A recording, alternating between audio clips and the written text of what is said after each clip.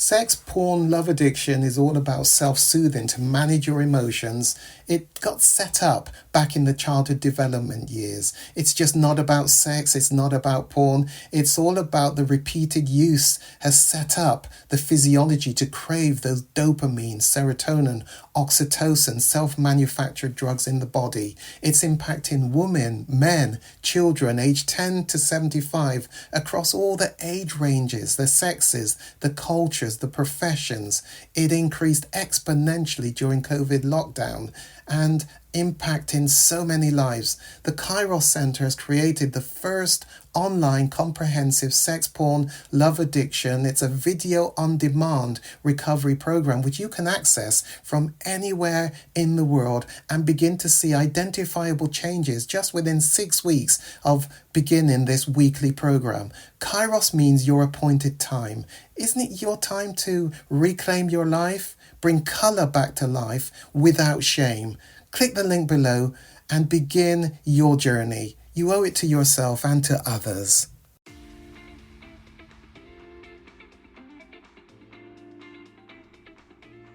As you start to replay this part of the webinar, what I want you to understand is there are 3 ways in which we likely will be trying to get our core emotional needs met. The first one is fight. We will do fight with individuals around us. So often it's partner, a wife, a husband, the children, colleagues, friends. We don't necessarily do the fisty thing, as I call it, where it looks like a physical fight. So often it's a more passive approach to it, and the passive aggressive, I don't know if you know passive aggressive, I won't try and define that right now, but it's a more hidden type of fight. I often say us men have perfected a form of passive aggressive where we go into the quiet treatment, the silent treatment, when we have been upset by a wife, a female partner. We remove touch and conversation, and with us men that can go on for days and days, often just about it, until we want intimacy, and then perhaps we'll try and make up at that point. But we, men and women, with a passive-aggressive approach, used to be tactile because somebody has upset us, that person, we withdraw from conversation with them and use minimalist words. We withdraw tactile touch, and that can go on for days, as I say. That is a form of fighting with somebody. Arguments as well, verbally fighting. You say black, somehow find myself saying white. We used to connect with our words, with our conversations, and more recently, somehow we're just missing each other constantly when we're saying something, when we're talking, when we're having conversations. What's going on? Maybe it's something to do with fighting the other person because we perceive they're no longer meeting our core needs. We can't put it into words.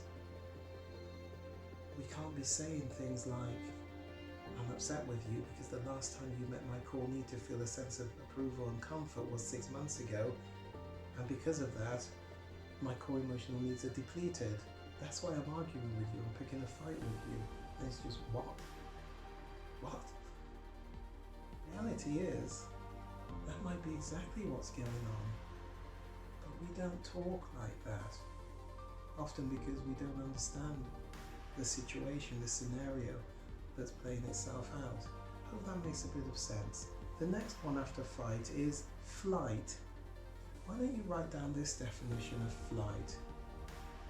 My definition of flight is we move ourselves out of the place where we perceive our core emotional needs are not being met, and instead we put ourselves in a different environment, a different situation where we perceive our core emotional needs are more likely to be met. I often use an example, and the example that I use to try and describe flight is this. Man and wife, I hope this isn't seen as in any way sexist, but we do have a stay-at-home mum. Let's give her 3 under 7 children. She's a busy stay-at-home mum.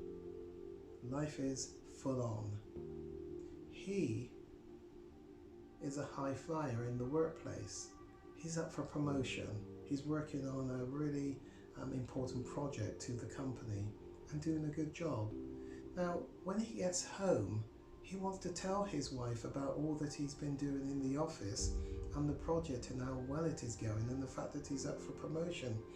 But as he gets home, let's say 6 o'clock, she's just about to put the last lot of bottles in the sterilizer for the night feed of the youngest. The washing machine's just been set off. She's just got the man's tea, given it to him. She knows that he loves for her to be in the room as he eats his food. But as she does do that, she actually starts to fall asleep. She is so tired and exhausted. And he respects that, and he understands that. And he loves her, he sees how hard she works, and values all that she does. But he would love to talk to her about his day in the work. So, in time, what starts to happen is he no longer comes home for 6 o'clock, but stays in work longer and gets home for about 7:30. He can easily justify why he's working long hours to his wife, and she understands. In fact, it's a bit of space for her just to get an early night. But in the staying in the office, of course, what's happening is he is getting some, not all, but some of his core emotional needs met. He's enjoying his project. That's given him a sense of whichever of the core emotional needs you want to choose. Now, let's put into the scene a secretary who makes a comment to him. I can see you're up for promotion. I can see the partners are really pleased with you. You're obviously very good at what you do. His eyes light up from her comments. They get chatting, and he asks, well, let me take you out to lunch and I'll tell you more about the project. Can you see where I'm going with this? They do go out to lunch. He shares about the project. She just needs to smile every now and then and nod every now and then.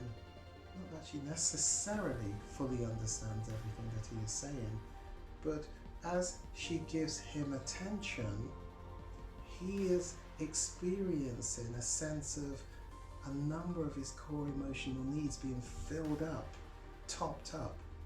I often describe it a bit like, have you ever experienced being really thirsty, absolutely parched, a summer's day, you didn't bring enough water, perhaps you've been on a run, a jog or something.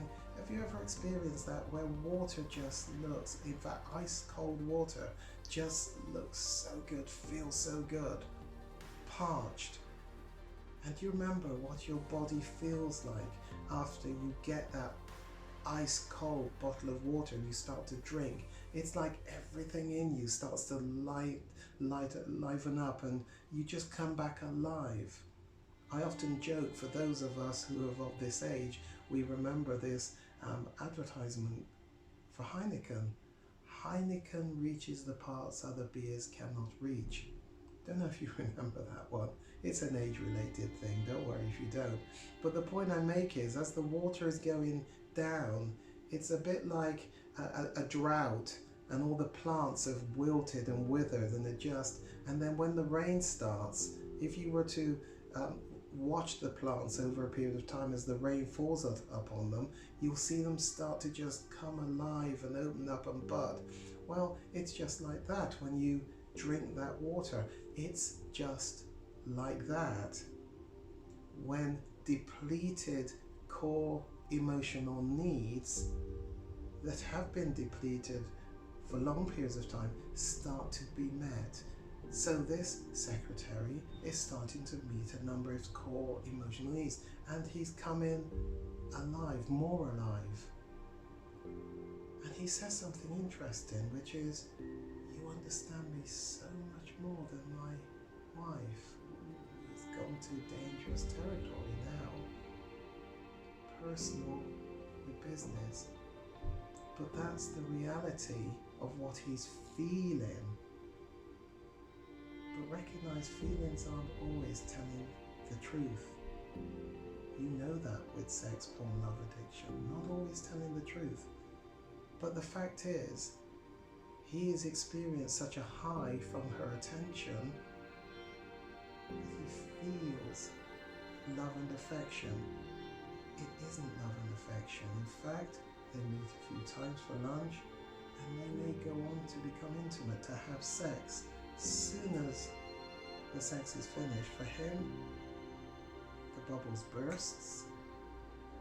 No pun intended, but I guess it is, isn't it? Reality kicks in, and he recognizes, why did I do that? Why did I do that? I know I don't love you. I know I love my wife. I don't understand why I've done what I've done. The answer is, she met a number of his depleted core emotional needs, and he had put himself in danger because he had flight to get his core needs met. That's just an example. You don't have to take it too much as reality. Having said that, I am also a couples counsellor, a marriage counsellor, and that very much is what I see in reality. It's a flight in to get core emotional needs met.